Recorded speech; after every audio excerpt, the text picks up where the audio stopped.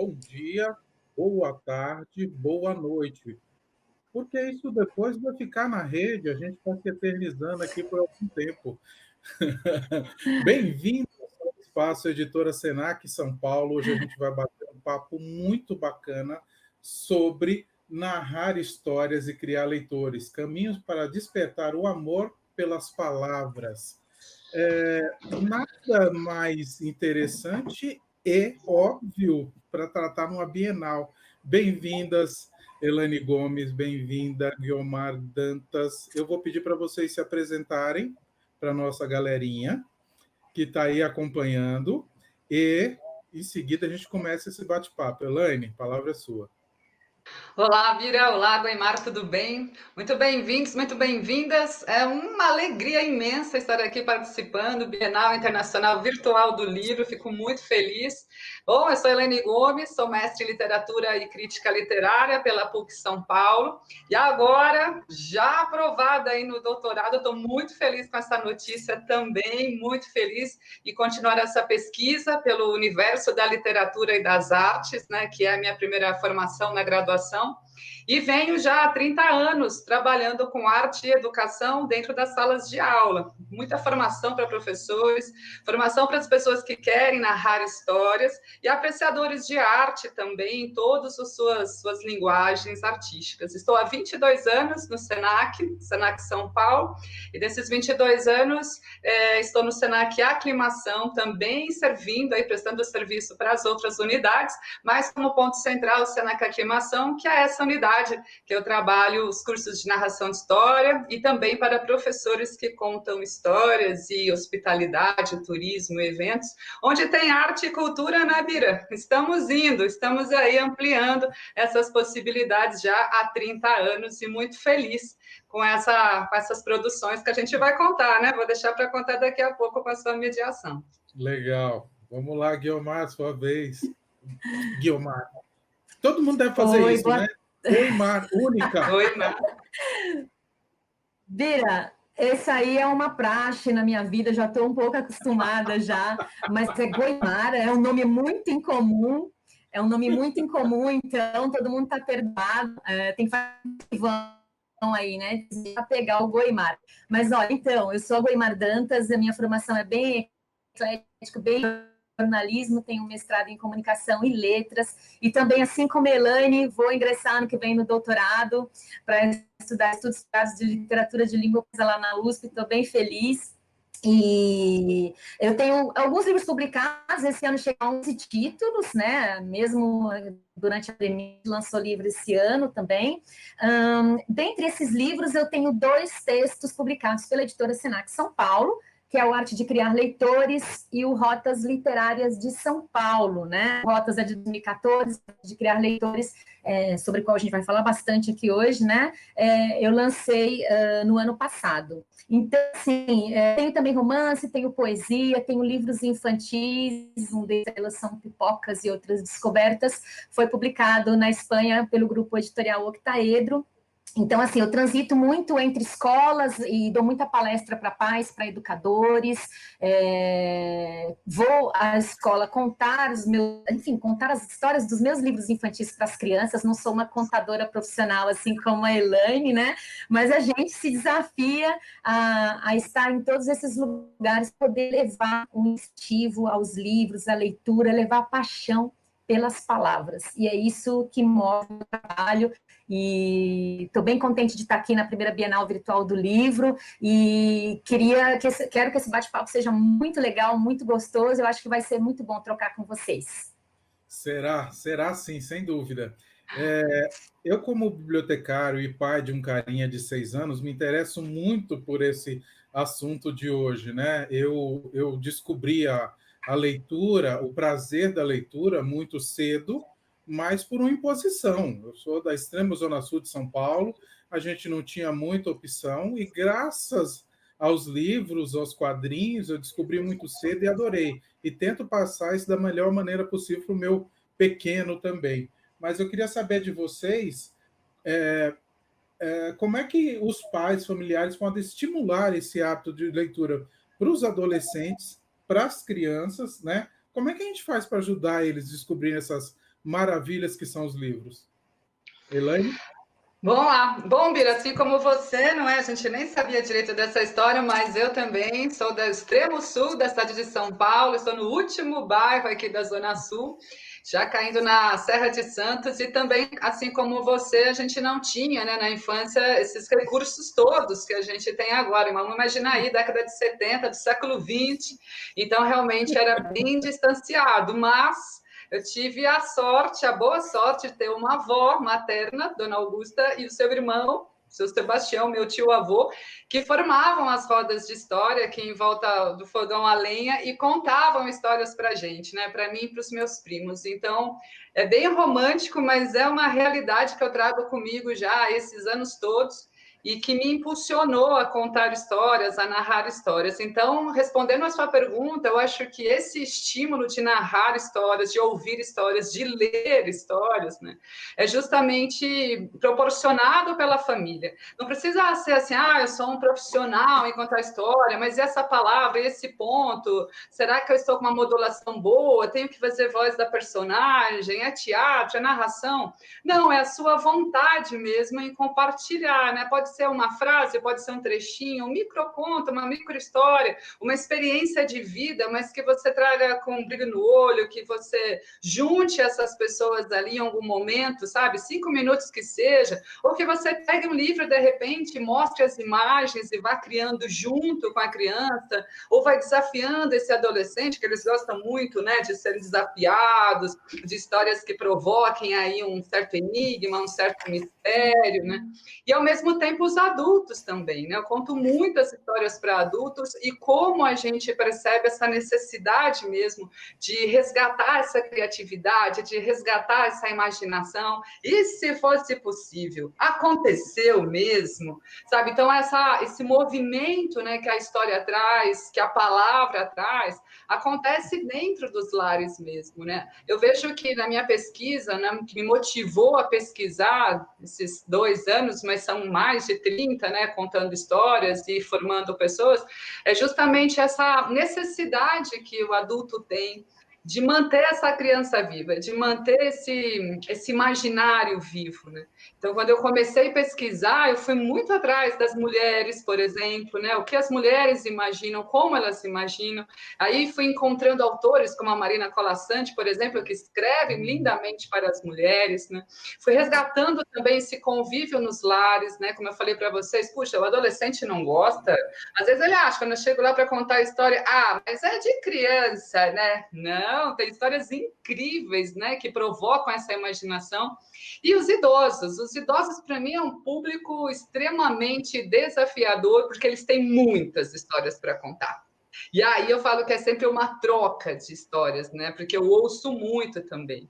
E aí, né, Bira e Goimar, é o processo de escuta também. O quanto que a gente escuta. Escutar também é muito bom, né? Porque a gente vai trazendo as nossas memórias afetivas, a nossa bagagem cultural, as nossas experiências, vivências, né? Então eu vejo que dentro dos lares, essas rodas de história, esse momento, né, com os filhos, esse momento com os companheiros, com os amores, né, com os avós, embora estejamos nesse momento de distanciamento corporal, mas a gente sabe, né, que a tecnologia, como estamos fazendo agora, pode nos aproximar, né? Eu vejo muitas pessoas mandando um cartaz com um trecho de uma frase, por exemplo, um vídeo com um trechinho. Então a gente consegue transpor essa distância, né? O tão longe e o tão perto. Que talvez lá na década de 70 isso seria os nossos avós, os nossos pais, né, contando essas histórias. Porque lembra, hein, Bira? Quem conta um conto aumenta um ponto. Era assim que Sem chegava dúvida. tudo, né? Os grandes conselheiros. É verdade.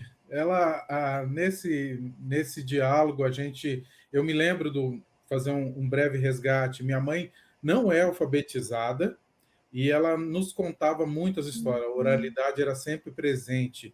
E eu me lembro de uma história que ela me contava que depois, adolescente, lendo Mil e Uma Noites, descobri que as histórias eram as mesmas.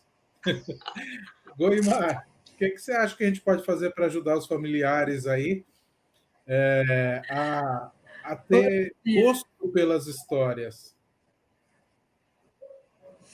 Nossa, Bira, esse é um caminho maravilhoso. da gente comentar, trocar a respeito. Eu gosto muito de falar sobre isso nas minhas palestras e eventos por todo o Brasil. Você falou da sua mãe, né? E eu escuto muitas histórias semelhantes, principalmente quando eu vou dar palestras e cursos em Cidade de Paulo. Muitos dos professores, educadores para os quais eu falo, eles são pais e avós que moram no campo, viveram no campo durante boa parte da sua vida e tem na tradição oral, na narração de histórias orais, o arco, né, principal, e não o texto escrito propriamente dito. Mas isso tudo é parte do caldeirão da humanidade. A Elaine sabe disso muito bem, ela trabalha muito, e isso faz parte da vida de todos nós. Trazendo as coisas para um repertório mais urbano, a gente já encontra muitas vezes uma dificuldade, uma falta de tempo, familiares que às vezes estão desmotivados, cansados, trabalham muito, pegam um ônibus, pegam um trem em cidades, em metrópoles como São Paulo. Então, como fazer para poder transformar isso, né? Que é interessante a gente lembrar de 2 bastiões aí que são importantes para a gente ter como norte, né? A gente tem, por exemplo, eu nunca vou me esquecer de uma fala da Ruth Rocha, numa conversa que eu assisti com ela na PUC em 2014, em que ela, sabe, foi cavando para a gente ali histórias da infância e nos provou por A mais B que é isso, né? A leitura é uma construção social. É você contar um pouquinho de história todo dia, ler para o seu filho um pouquinho por dia, 5, 10, se possível, 15 minutos, né? É a gente poder comprar livros quando dá num sebo, levar as crianças numa livraria, fazer carteirinha na biblioteca, construir ali um pequeno um lugarzinho para as crianças terem seus livros, terem seus livros dentro de casa, ter acesso fácil aos livros. Claro que eu estou falando de pessoas que têm condição para isso. Quando não tem, o ideal é isso. Vamos, junto com o filho, de repente, fazer uma carteirinha na biblioteca pública da cidade. Tá? Ler para as crianças mostrando a capa, falando o nome do autor, o nome da editora, dizendo quem é o nome do ilustrador. A gente vai começando a formar um perfil de um leitor mais crítico, um leitor que vai conhecer um pouco do que é o mercado editorial do seu país. Então, dentro de casa, a gente pode, claro, tentar ler aquele pouquinho, falar dos escritores que fizeram parte da sua vida na infância e adolescência. Quantas vezes, no café da manhã, no café da tarde, no jantar, no almoço, a gente falou de livro, a gente relembrou um escritor que fez parte da nossa vida durante a nossa infância e adolescência. Vamos falar disso, vamos dizer que, olha, eu gostava muito desse autor por causa disso, por causa daquilo. Quando a gente está vendo TV, que um escritor está falando, está dando uma entrevista, a gente chama as crianças, olha, eu adoro esse escritor, eu adoro essa escritora. Participar de clubes de leitura, tentar se familiarizar com esse universo. Pais e mães também se educarem. O que o filho está lendo na escola neste momento? Vamos perguntar sobre isso, questioná-lo. Se ele não estiver gostando do que ele está lendo, vamos perguntar por quê. Vamos transformar esse menino e essa menina num crítico, né? Dá para fazer bastante coisa. A gente pode, por exemplo, fazer um tour virtual por bibliotecas. A gente está em São Paulo, né, Bira? Você sabe que nós temos aqui algumas das bibliotecas mais encantadoras do país. A gente tem a Mário de Andrade, que é a segunda maior biblioteca do Brasil. A gente tem a biblioteca Monteiro Lobato, que é especialista aí em livros para a infância, né, que fica ali na Vila Buarque, no centro. A gente tem a biblioteca Sérgio Millier, no Centro Cultural São Paulo, incrível. Estamos na época de pandemias, vamos sugerir e fazer um tour virtual por essas bibliotecas, por exemplo. Vamos trazer o livro, a leitura, os autores para dentro da nossa casa, da maneira que é possível. Bacana, bacana, muito legal. Você citando as bibliotecas, eu queria saber de vocês também, como é que a gente pode ter essa parceria com a escola, consequentemente com os educadores, no processo dessa formação de leitores. O meu pequeno aqui, a gente tem, ainda bem, né, tem um pessoal que trabalha um livro por semana, ele está ainda no processo de alfabetização, e a gente traz o livro para casa, a gente lê junto, ele tem que fazer uma devolutiva disso, e é claro, né, que a gente incentiva essa leitura, mas às vezes essa devolutiva é complicada. Eu me lembro que, como bibliotecário, quando eu trabalhei em algumas bibliotecas para adolescente, a primeira coisa que eu fazia na biblioteca era tirar as fichas de leitura daqueles livros paradidáticos. Tirava mesmo a ficha. Deixa o pessoal ler, porque quando tem a obrigação de fazer essa devolutiva, a coisa fica complicada. O que vocês acham? Fiz mal? Não. Ah, Bira, aproveitando então, puxa, parabéns, viu, pelo seu trabalho, bibliotecários, mandando um abraço aí para todos. Como é importante esse trabalho, essa profissão, né? Fico bastante lisonjeada. Eu conheço várias bibliotecárias, Bira também sabe, né? Vou até citar aqui a Isete Malaquias, lá do Senac Aclimação, bibliotecária incrível, que propõe uma biblioteca super movimentada nesse sentido da leitura, na direção da narração de história, né? Eu, quando fiz a pesquisa, está aqui, o Arte de Narrar Histórias, muito feliz pela editora Senac, por isso estamos aqui também, né? Que é essa pesquisa da minha dissertação do mestrado lá na PUC São Paulo, e é uma pesquisa justamente que parte das bibliotecas, parte dessas pessoas que produzem e, ao mesmo tempo, incentivam, né? Eu conheço várias professoras que são coordenadoras de sala de leitura, que eu acho também um outro momento muito importante dentro das escolas. Como você citou aí as escolas, né? Além da biblioteca, essa possibilidade da sala de leitura e essa possibilidade da narração de histórias dentro dessas salas, dentro das bibliotecas, né? Essa biblioteca que não é uma biblioteca silêncio, ninguém abre a boca, fica quieto, como você falou, responde o formulário e acabou, né? Não, é uma biblioteca também que promove esse momento de introspecção da leitura, do texto com o leitor, mas também é uma biblioteca que promove, né, essa linguagem, essa possibilidade literária de ouvir uma história, de ler uma poesia, de declamar ali, né? Pegar um livro, abrir ali e ler uma poesia, ter o público também sentado, às vezes num puff, num tapete, né? Então, esse momento que traz também o ser brincante, que traz o ser que se envolve, e não esse que tem que responder uma ficha. Quando você tem que responder aquela ficha, você não se envolve com as personagens, você não se envolve com as passagens da história, né?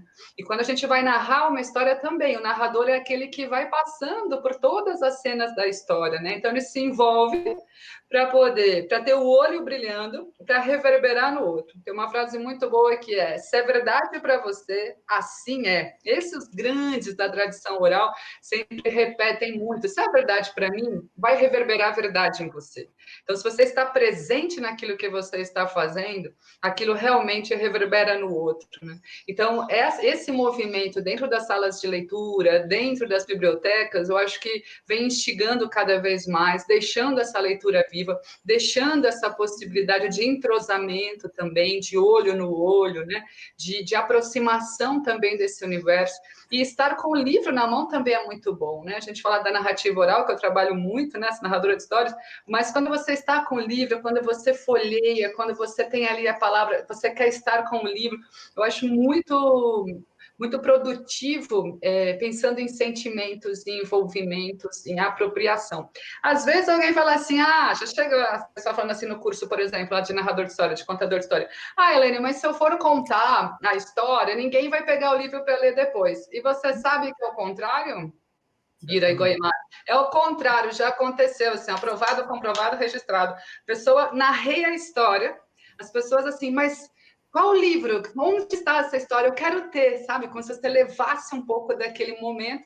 E aí você relê essa história, lê essa história e vai lendo as outras.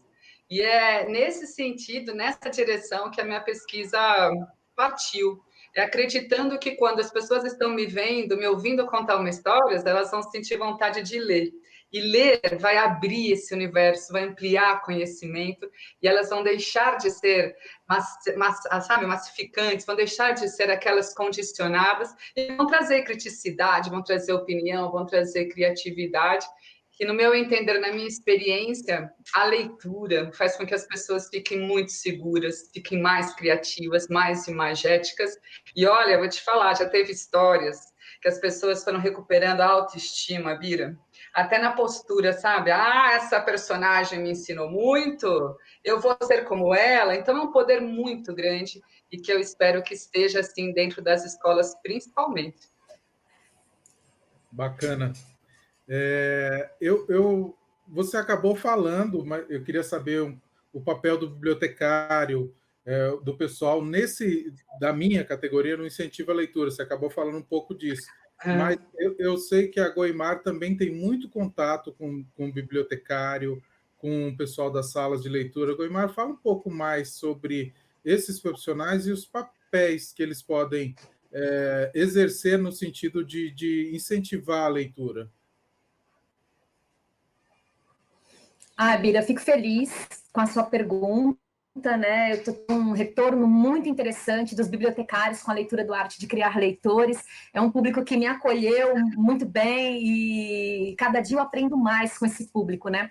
Em 2019, fora desse cenário de pandemia, né? Eu conversei com muitos bibliotecários em eventos e foi sempre muito gratificante.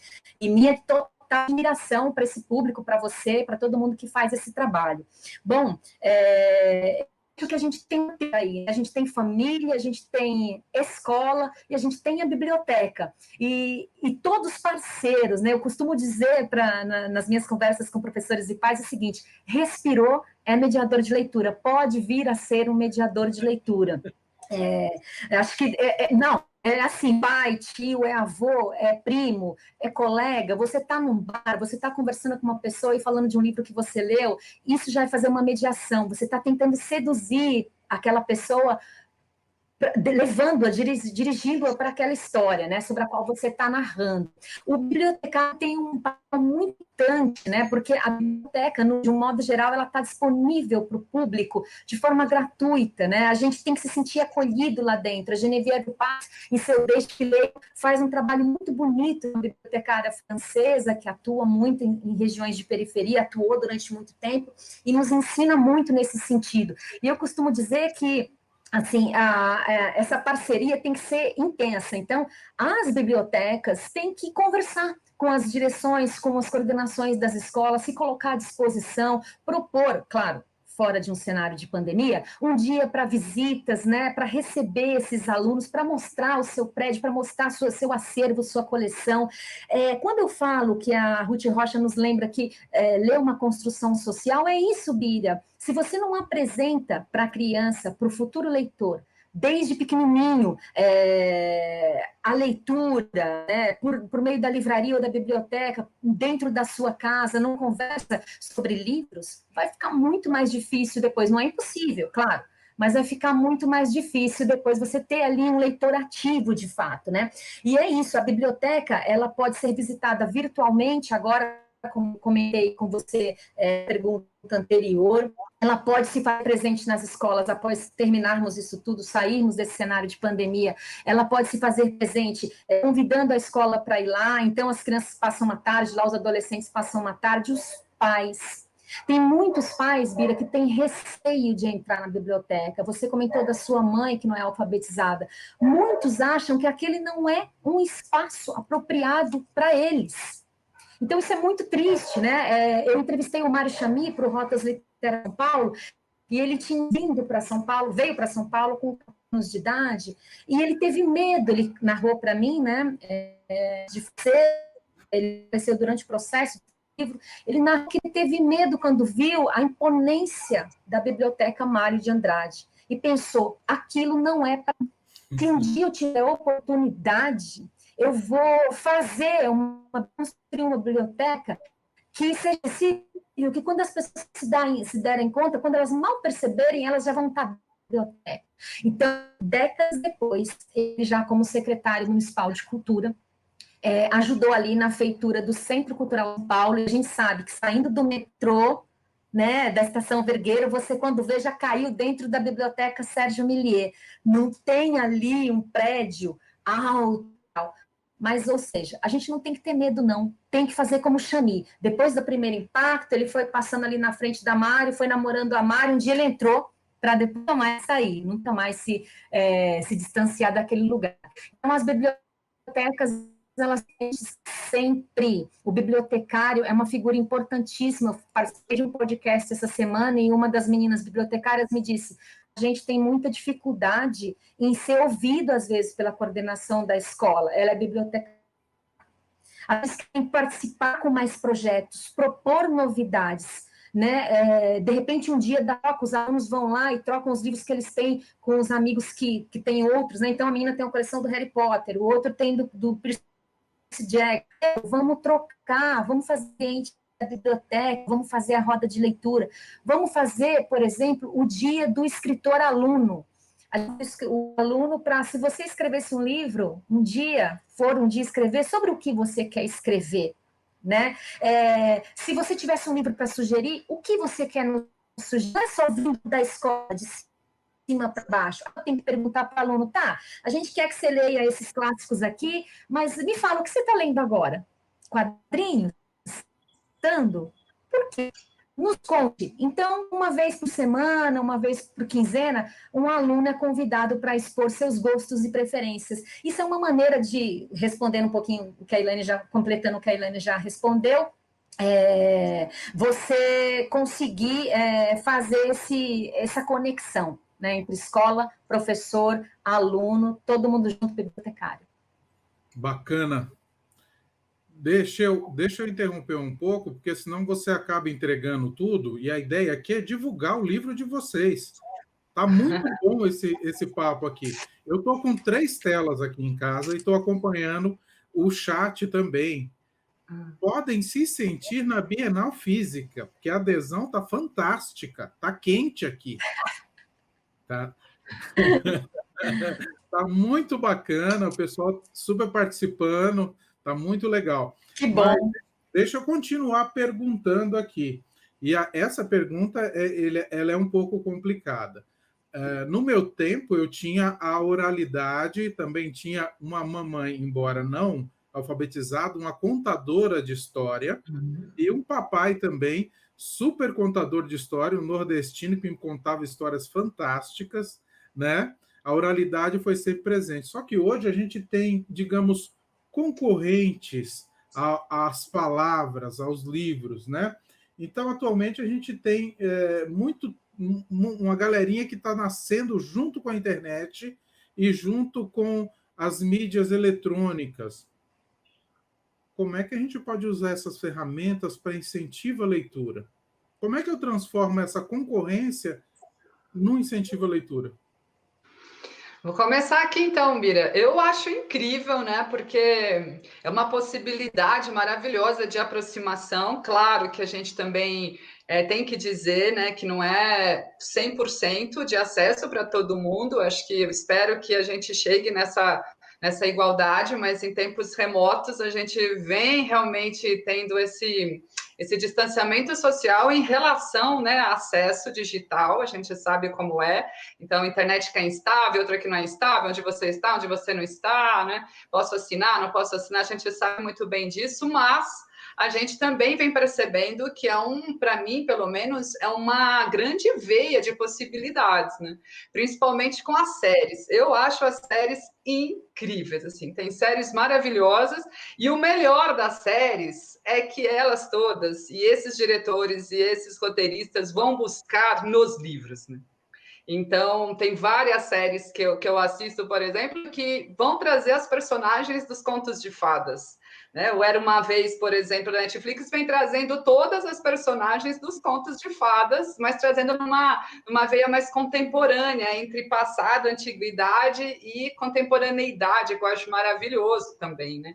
Vem trazendo também esse universo que vai dialogar com linguagem cinematográfica, com linguagem da pintura, com a linguagem da fotografia. Então, é uma amplitude de vocabulário visual que eu acho realmente que esses meninos e meninas que nasceram já nesse meio da internet, nesse meio dos famosos streams, do famoso, né, mundo aí das séries, até despertam para profissões, né? Eu vejo jogos de videogames, por exemplo, com narrativas que eu falo, gente, mas precisa acompanhar todo o texto para ganhar o jogo, né?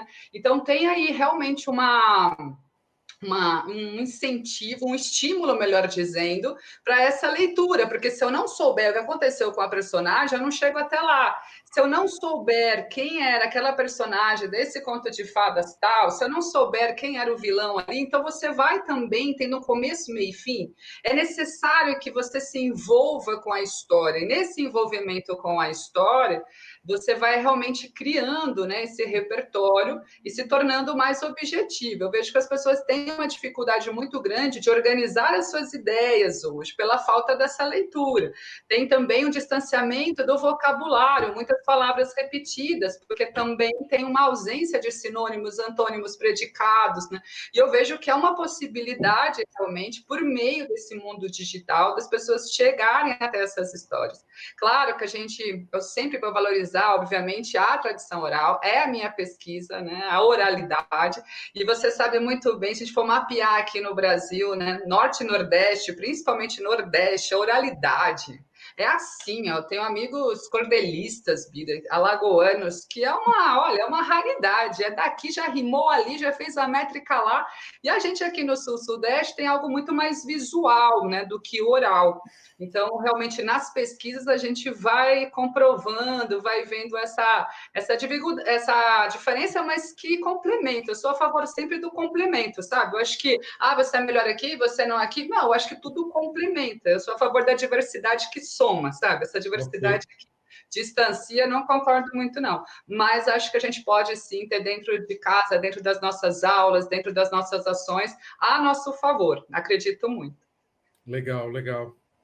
Goimar, e aí? É concorrente ou dá para trabalhar junto? Não dá para trabalhar junto, não é concorrente, é um plus. A gente consegue, por meio das séries, das minisséries, das novelas, inclusive de canais abertos aí de TV, a gente consegue sempre fazer conexão com a literatura. A gente precisa lembrar que tudo que está no audiovisual foi já um roteiro, um texto escrito. Começou como um argumento, como bem lembrou, inclusive gay, tá? Então a gente vê isso na tela, como é que a gente faz, quem que vai atuar como personagem, como protagonista e tal. Tudo aquilo foi, né? Nas novelas, a gente sabe, são quase 100 páginas, mais de 100 páginas de texto por dia, é muito texto. Então, o audiovisual nada mais é do que um complemento, um tiramento do que a gente conhece por literatura. A gente sabe que os grandes criadores das principais séries aí que explodiram em termos de sucesso, né, são autores de grandes clássicos, né? Então, em Game of Thrones, a gente tem aí uma ligação, um diálogo muito forte com Shakespeare, né? Tem poder, disputa, guerra entre famílias. Tudo isso é Shakespeare. A Elaine lembrou muito bem do Once Upon a Time, que era uma vez que remonta ali as séries com uma linguagem mais contemporânea, misturando as histórias. A gente tem dentro do universo dos quadrinhos, né, que depois transpostos para filmes de heróis, de super-heróis, e tem aí muito do que foi a mitologia grega, né? Esses heróis cheios de poder nada mais são do que um pequeno diálogo, um início, intertextualidade ali com os deuses e semideuses da mitologia. Então, acho que a gente tem que mostrar isso para os leitores, para os alunos, para os estudantes, para os filhos. Lembrar, olha, tem um livro aqui que tem tudo a ver com essa série que a gente pode oferecer, não custa nada. Olha, tem esse conto aqui que acho que foi baseado, tem tudo a ver com o que você está assistindo. A gente tem 8 filmes da franquia Harry Potter, né? Porque o último livro ele se dividiu. A gente sabe que foi um sucesso. Mas por quê? Porque o que vale, como a Elaine sabe, e você também, Bira, são boas histórias, né? Quando a gente lembra do Harry Potter, a gente está lembrando ali da luta eterna entre o bem e o mal, entre Davi e Golias. É o mito bíblico do pequeno contra o grande. O que é o Voldemort, se não Golias também, né? Assim, do ponto de vista assustador e tudo mais. Então, é o pequeno contra o grande, é o bem contra o mal. São sempre essas histórias que vão aí passando os séculos. E eu acho que as plataformas de streaming, as séries e elas são uma ponte para a gente estabelecer conexões com a literatura. Dentro da escola, a gente pode, por exemplo, sugerir que se os meninos assistindo muito Anne Fanny, que tal Anne Fanny sugerir que leia o texto original, Anne de Green Gables, e fazer um paralelo, pedir para fazer um paralelo, uma conversa gostosa sobre as diferenças e semelhanças entre série e livro, por exemplo. É só um exemplo, mas assim, eu acho que cada vez mais a gente está aí com um caldeirão muito junto, eu acho positivo, que eu acho que muita gente, você trabalha em editora, Bira, e você sabe o quanto o mercado editorial, por exemplo, está correndo atrás de publicar, por exemplo, os livros de Anne de Green Gables é o primeiro, né? Mas são aí 10 livros que falam sobre essa literatura de formação, que essa menina até chegar à maturidade e ter seus próprios filhos. Então, as editoras brasileiras traduziram tudo correndo e lançaram para acompanhar o sucesso da série. Então, veja que você movimenta o mercado, ganha leitores e os meninos ficam ali, né? Querendo mais e mais. Fantástico. Legal. Eu me lembro na sua fala, né, que eu acompanhei esse processo do Harry Potter dentro de uma biblioteca comunitária, né? E eu tinha um dos meninos que foi até voluntário dentro da biblioteca, que leu todos os Harry Potter, depois leu os de ficção que tinha na época, e ele já estava muito à frente, né, no ritmo da leitura. E aí, uma hora ele falou, eu já li tudo que tem aqui, que mais que eu tenho para ler? Né? Aí eu falei, olha, leva esses clássicos gregos da literatura, né, que acho que você vai gostar disso. E é um adolescente, menino, ele adorou. Eneida de Virgílio, Odisseia, ele adorou, devorou, e hoje já publica, continua, é um jovem, já tem publicações de livro eletrônico pela Amazon, porque a necessidade, depois daquilo tudo de histórias na cabeça, começou a escrever as dele, já está publicando. E esse é um dos exemplos, mas vamos falar de vocês agora. Eu quero... Está chegando várias perguntas aqui, eu estou controlando o horário, mas eu preciso saber de inspiração. Primeiro, Elaine, como é que surgiu a inspiração para a arte de criar leitores? Eu sei que não é só inspiração, eu sei que tem uma pesquisa... E depois em off, eu quero saber dessa questão, a arte de criar leitores, a arte de narrar histórias. Eu confundi. Eu também fico nervoso, viu, meninas, com esse negócio. Tá, desculpa, já te chamei nome errado e tudo mais, mas queria saber das inspirações das pesquisas. Em off, depois quero saber dessa história de tanto tempo pesquisando, porque alguém com 25 não pode ter trabalhado 20 anos no Senac. Tá?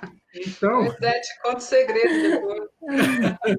Me conta aí como é que é esse negócio, como é que surgiu essa ideia do atual.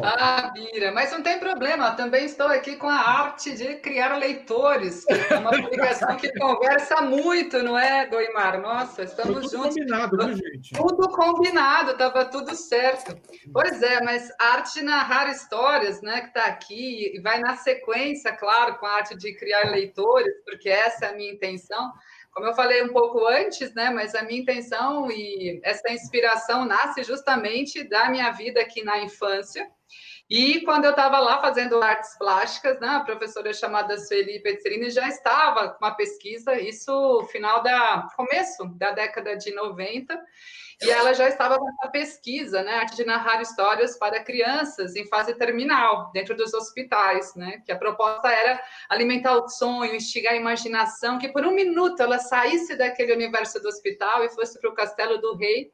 E aí, nesse ponto, eu dava aula já aqui no Jardim Varginha, você deve conhecer, Extremo Sul. Conheço. E aí a professora Regina Machado, USP, né, também já estava pesquisando, já estava aí na pesquisa de doutorado, levando para a academia a tradição oral, e ela chegou nessa escola, você imagina o que foi? Nessa escola, extremo sul da cidade, chega uma mulher contando história, eu achei muito parecido com o jeito que a minha avó e meu tio-avô contavam histórias, porque ela não entregava a história, ela sugeria, que é muito da tradição oral. Por exemplo, ela é bonita feitos amores. Eu não falo como ela é, você que vai imaginar. A discussão fervia mais do que água na chaleira. Eu não sei se é uma fervurinha, se é uma fervoção, entende? É a sua fervura. É a sua beleza do amor, né? E aquilo me relembrou muito como minha avó e meu tio-avô contavam e me fez perceber que por dar aula neste lugar que também tinha um distanciamento muito grande, não importava de onde essas pessoas vieram, para onde elas iriam, se estudou, não estudou, condição social, o que importava é aquilo que elas tinham vivido. Então, ela é bonita, feitos amores. Então, como é a beleza que você vai associar ao amor? Isso é muito democrático, na minha opinião, sabe? Não é para um grupo de pessoas, para um grupo de meninas, um grupo de mulheres, é para todo mundo, porque ela realmente não entrega, não descreve, ela sugere.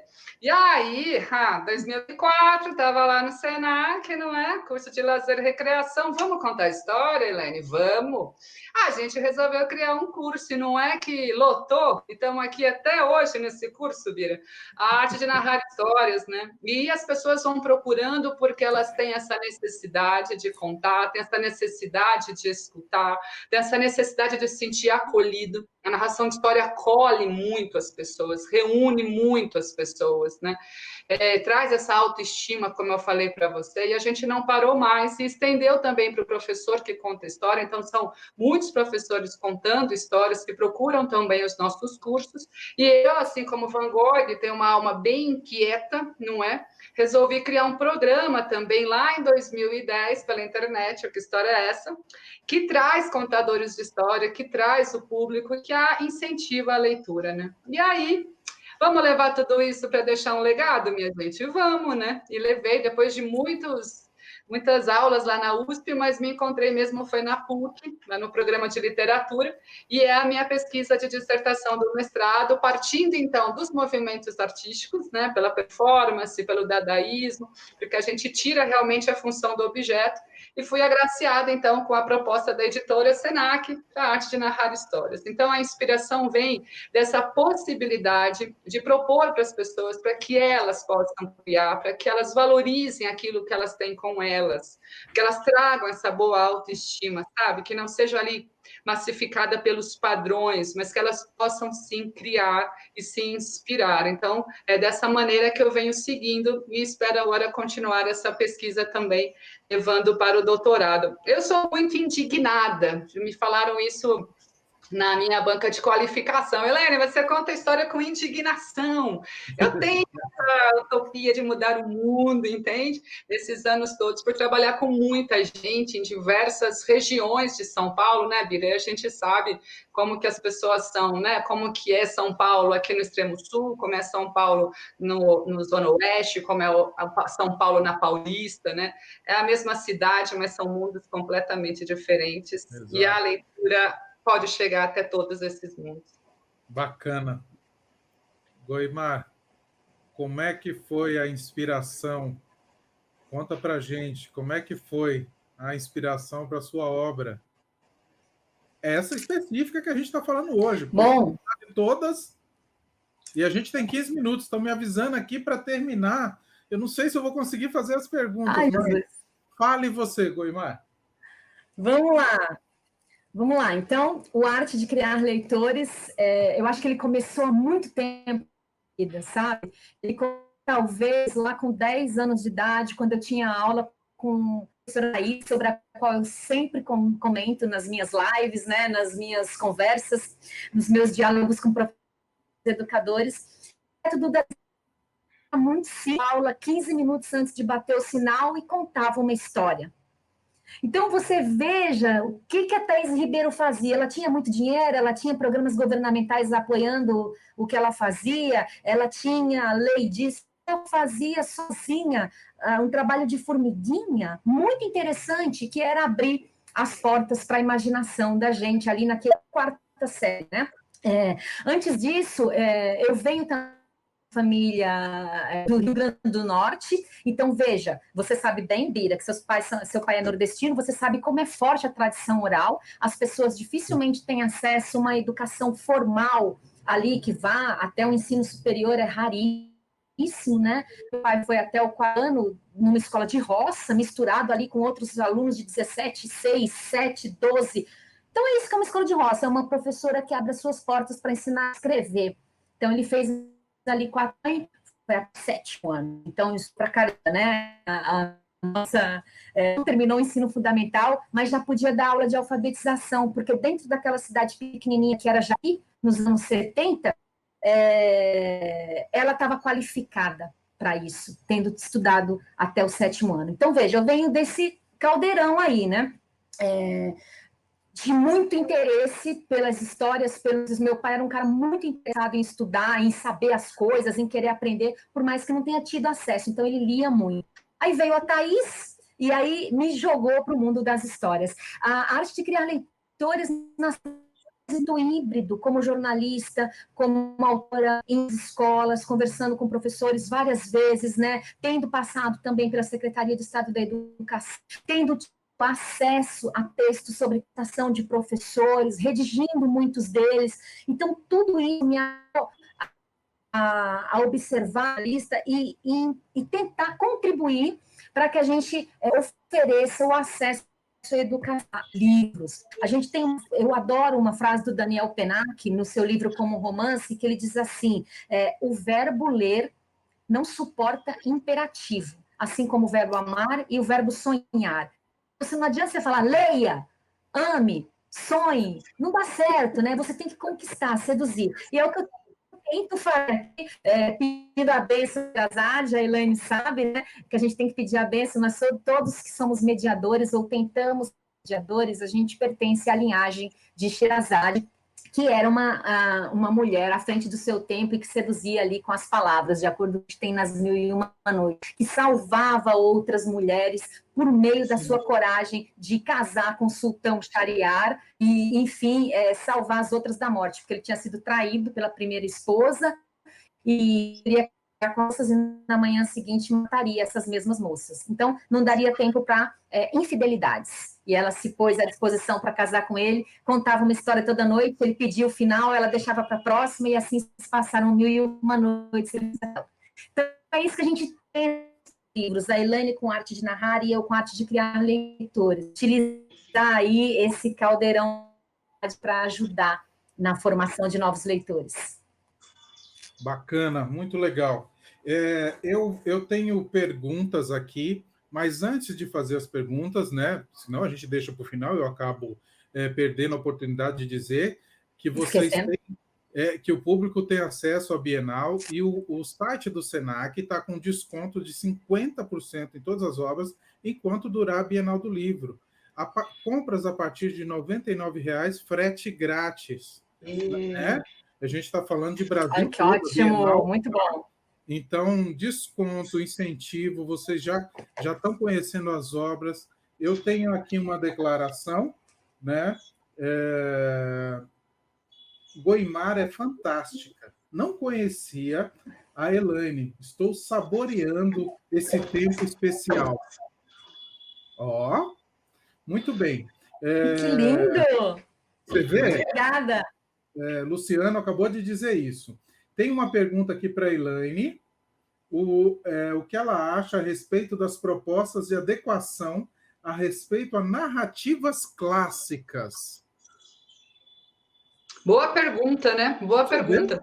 Né? Boa pergunta. Eu acredito que quando você vai adaptar um texto, você realmente tem que ter muito respeito por ele, né? Por aquele que escreveu. Eu costumo adaptar, mas realmente são mínimas as minhas adaptações, porque realmente eu acho que se eu escolhi, ou se aquele texto me escolheu, ele já me disse muita coisa, muita verdade, como eu disse, né? Então, eu acredito que tomar muito cuidado quando você vai adaptar, quando você vai recontar, justamente. Eu não sou defensora do decorar, sabe? Não aquele decorar de coração, né? Decora, aquilo que você guarda com você.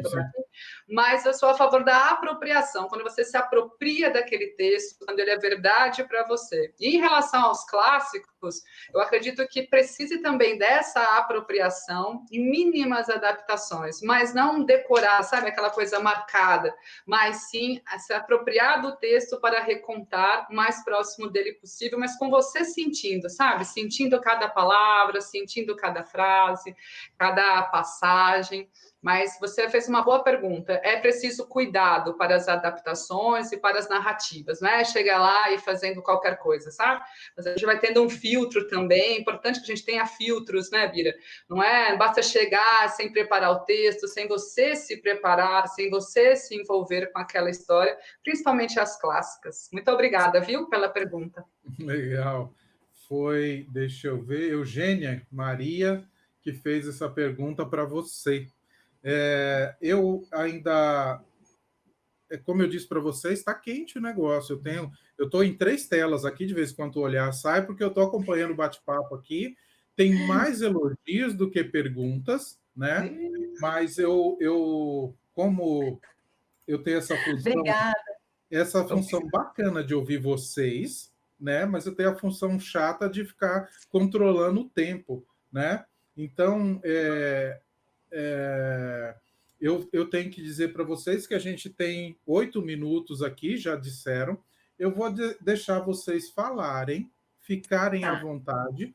Vocês dividam aí os 8 minutos entre vocês para dar um recado de despedida, né?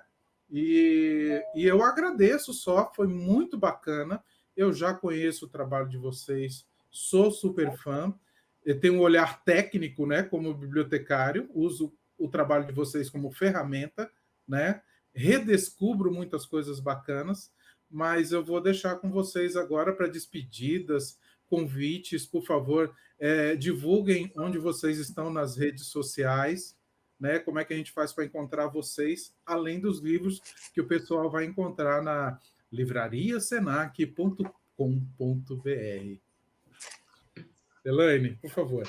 Vamos lá, gente. Quero agradecer mais uma vez. Nossa, realmente é muito bacana, um sonho mesmo sempre a gente participar das Bienais do Livro. Quero muito agradecer também à Editora Senac, a toda a equipe, agradecer também toda a equipe de editoração, porque realmente é incrível, né? O projeto é muito bonito, vale muito a pena, né? Todo o cuidado. Fico muitíssimo feliz. E você pode continuar me seguindo também nas redes. Eu estou em todas as redes. É só colocar Elaine Gomes Histórias. Vai aparecer lá no Spotify, canal no YouTube. E temos o programa aos sábados, Que História é Essa? Inclusive, neste sábado, coincidentemente, o Universo Conspirou. Goimar Dantas estará lá comigo também, todos os sábados, às 3 da tarde. O Universo conspira, não tem jeito. Spotify, canal no YouTube, no Instagram, Elaine Gomes Artes, Elaine Gomes Histórias. Mas jogando lá no Google, você vai ter todos os meus trabalhos, tudo que eu venho atuando. E quero fazer um agradecimento especial à unidade que eu trabalho, Senac Aclimação, a Rosana, minha gerente, a Daniela Mendes, a Silvana Lazari, a Irecê Nabuco, que são mulheres incríveis e grandes incentivadoras da arte de narrar histórias, e que fez com que todos esses projetos estivessem aqui, inclusive um super encontro com a Ciranda, que acontecerá dia 14 e 15 agora de dezembro, encontro de contadores de história, também pelo Senac Aclimação. Gente, muito obrigada, e a todos que participaram, o meu muito obrigada também. Seguimos. Goimar, nós estamos finalizando, você tem alguns minutos também. Onde a gente se encontra, então, tá bom. além dos maravilhosos livros? Então, eu tenho esse nome em comum, que é muito...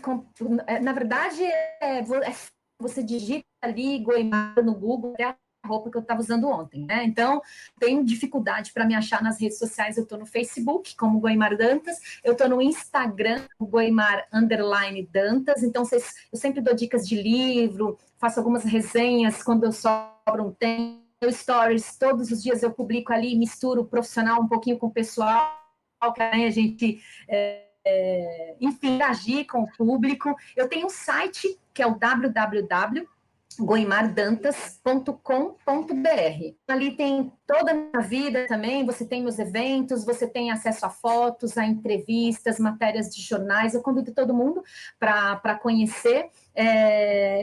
Eu acho que tem que agradecer também demais a oportunidade, aí os projetos gráficos da Editora Senac São Paulo são deslumbrantes, são muito bonitos, esse é um livro que me dá muita alegria, todo mundo elogia muito, títulos, cuja diagramação é lindíssima.